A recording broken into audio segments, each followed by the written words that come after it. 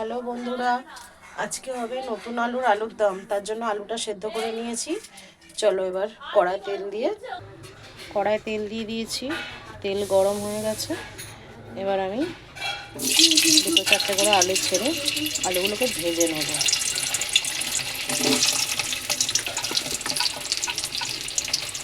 চলো আলুগুলো ভেজে নিই আগে। আলুগুলো একটু এরকম লাল লাল করে ভেজে নেব। ভাজা হয়ে গেছে মোটামুটি। এবার এটা তুলে নেব। এরকম করে সব আলুগুলো ভেজে নেব। আমার সব আলু ভাজা হয়ে গেছে। কড়াই একটু তেল দিয়েছি, তেজপাতা, গোটা জিরে দেবো,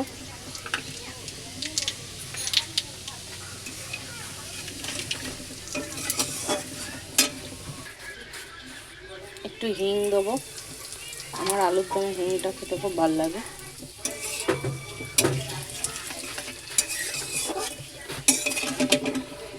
মশলাটা দিয়ে দেবো। মশলাটায় আছে আদা, টমেটো আর কাঁচা লঙ্কা।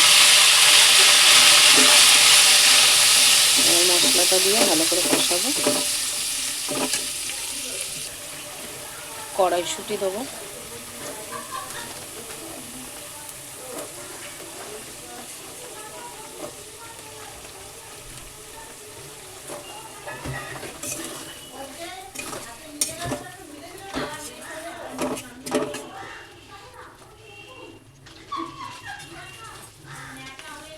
নুন দেবো।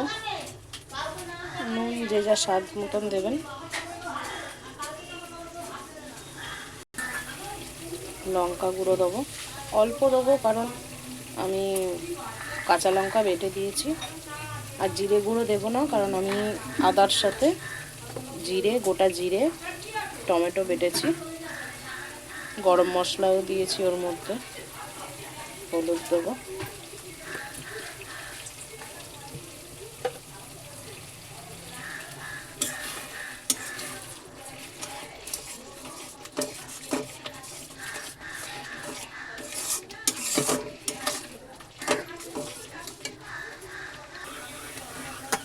মশলা কষানো হয়ে গেছে।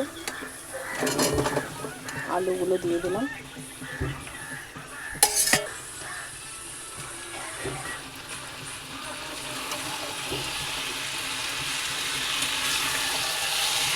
এবার আলু দিয়ে কষাবো।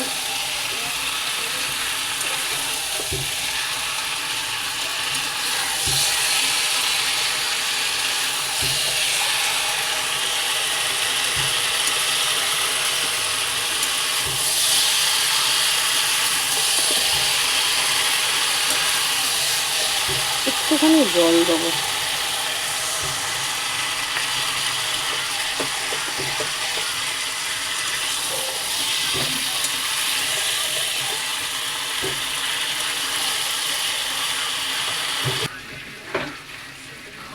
সামান্য একটু চিনি দেবো।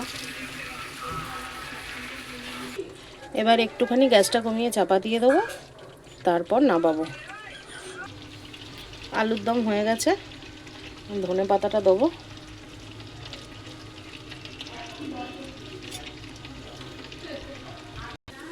আলুর দম হয়ে গেছে। একটু ভাজা মশলা দেবো। ভাজা মশলা ছড়িয়ে নামিয়ে নেব। ভাজা মশলাটার মধ্যে আছে ধনে, জিরে, শুকনো লঙ্কা দিয়ে শুকনো খোলায় ভেজে গুঁড়িয়ে নিয়েছি। আমার আলুর দম কমপ্লিট। সবাই দেখে বলো কেমন হয়েছে।